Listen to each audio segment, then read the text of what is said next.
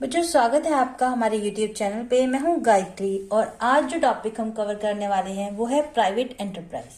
Private enterprise की अगर हम बात करें तो यहाँ पे कोई भी इंडिविजुअल या फिर दो या दो से ज्यादा लोग क्या कर सकते हैं, अपना खुद का बिजनेस ओन और ऑपरेट कर सकते हैं। ठीक है, जो गवर्नमेंट है यहाँ पे उसका कोई रोल नहीं रहता, यानी वो उसकी ऑनर नहीं होती, पर लेकिन फिर भी वो इन्फ्लुएंस करती है। किस तरीके से करती है?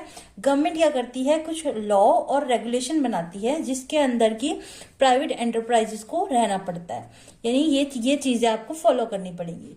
और इन प्राइवेट एंटरप्राइज का प्राइमरी गोल क्या होता है? Making a profit. ये क्यों काम करती हैं? ताकि मैक्सिमम हमारा क्या हो सके, प्रॉफिट हो सके। ठीक है, अब इन एंटरप्राइजेस में कौन कौन सी एंटरप्राइज आती हैं? सबसे पहले है हमारे पास सोल प्रोप्राइटरशिप, जिसमें कि सिर्फ एक सिंगल पर्सन क्या करता है, पूरी कंपनी को चलाता है, उसका ओनर होता है। देन है पार्टनरशिप। पार्टनरशिप में दो या दो से ज्यादा लोग क्या करते हैं, एक साथ आते हैं और अपना खुद का बिजनेस ओन और ऑपरेट करते हैं। देन है हमारे पास कॉर्पोरेशन, यानी कि कंपनी, जिसकी खुद की क्या होती है, लीगल एंटिटी होती है, प्लस अपनी सेपरेट सील होती है, और वो क्या कर सकती है, अपने नाम पे प्रॉपर्टी खरीद या बेच सकती है। वो क्या करती है, अपने नाम पे ही बिजनेस को ओन और ऑपरेट करती है। With in the private sector, ये तीनों क्या करते हैं, प्राइवेट सेक्टर के अंदर अपने आप को ऑपरेट करते हैं।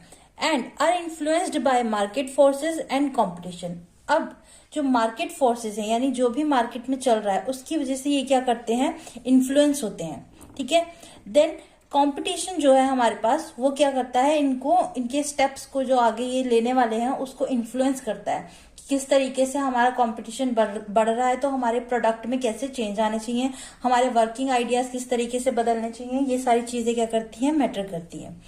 अब इसकी फंडिंग कैसे होती है? There funding comes from private sources and they have independent management. यहाँ पे प्राइवेट सोर्सेज से क्या की जाती है, फंडिंग की जाती है, और मैनेजमेंट क्या होती है, इनकी खुद की होती है। पर ये सब होने के बावजूद गवर्नमेंट क्या करती है, इनके लिए लॉज और रेगुलेशन बनाती है ताकि एक दायरे में काम किया जा सके, और जो कस्टमर्स हैं, यानी जो जनरल पब्लिक है, उनको क्या ना करना पड़े, सफर ना करना पड़े। ठीक है, अब इसके एग्जाम्पल्स देख लेते हैं।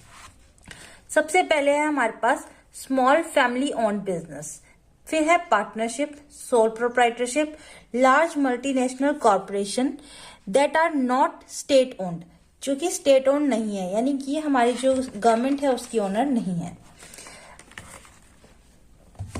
नेक्स्ट है हमारे पास इसकी कैरेक्टरिस्टिक्स। सबसे पहले है separate legal entity. The company exist independently from its owner and can conduct business in its own name. यहाँ पे जो कंपनी है वो अपने नाम पे चलती है, एग्जिस्ट करती है इंडिपेंडेंटली फ्रॉम ओनर्स, यानी जो उसके ओनर्स हैं उनके नाम से कंपनी नहीं चल रही, बल्कि जो कंपनी का खुद का नाम है उसके नाम से वो चल रही है और अपना बिजनेस कंडक्ट कर रही है। देन है हमारे पास लिमिटेड लाइबिलिटी।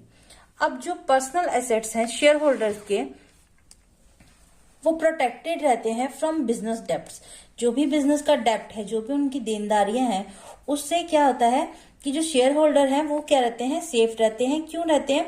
क्योंकि यहाँ पे जो लाइबिलिटी होती है, liability is limited to the value of their shares. जितने भी शेयर्स उनके खरीदे हुए हैं या जितना भी शेयर उनका कंपनी के अंदर है, उतने तक ही वो लाइबल होंगे, सारे डेब्ट के लिए वो लाइबल नहीं होंगे। देन है हमारे पास रिस्ट्रिक्टेड शेयर ट्रांसफरेबिलिटी। यहाँ पे आप इजीली अपना शेयर ट्रांसफर नहीं कर सकते। The share can not be freely transfer to the public and often require the consent of other share holders. जो बाकी के शेयर होल्डर्स हैं उनकी कंसेंट, यानी उनकी जब वो मंजूरी देंगे तभी आप अपनी जो शेयर है उसको ट्रांसफर कर सकेंगे। देन है हमारे पास limited number of shareholders. यहाँ जो प्राइवेट लिमिटेड कंपनी होती है has a maximum limit on the number of shareholder. It can have 200 share holder से ज्यादा आप शेयर होल्डर इसमें नहीं रख सकते। नेक्स्ट है हमारे पास इसके एडवांटेजेस। फर्स्ट है हमारे पास limited liability, protect owners from personal financial loss in case the company fail.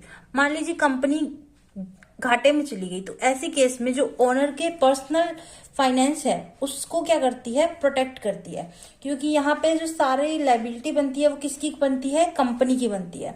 और शेयर जो है जितना भी खरीदा हुआ है ओनर ने, सिर्फ उसके लिए वो लाइबल रहेगा, बाकी की चीजों के लिए वो लाइबल नहीं रहेगा। देन है credibility and trust. A private limited company is often seen as more credible by investors, partners and customer।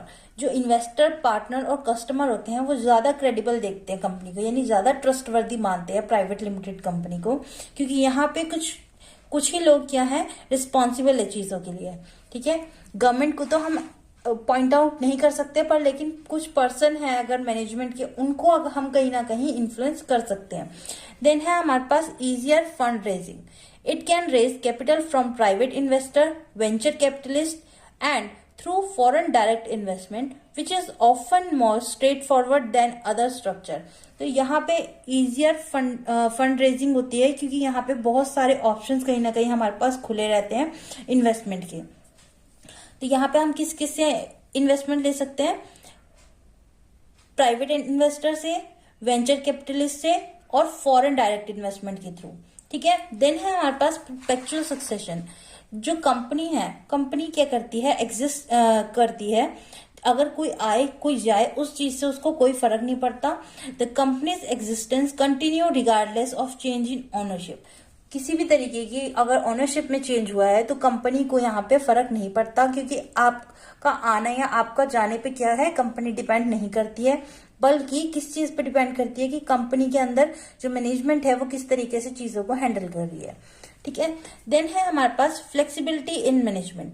Offers more flexibility in decision making compare to public companies.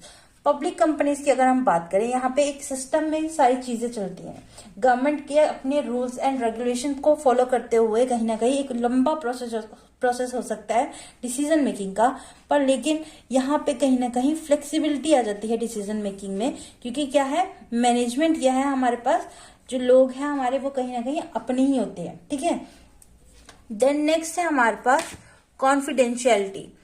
Financial information and shareholders details are generally kept private.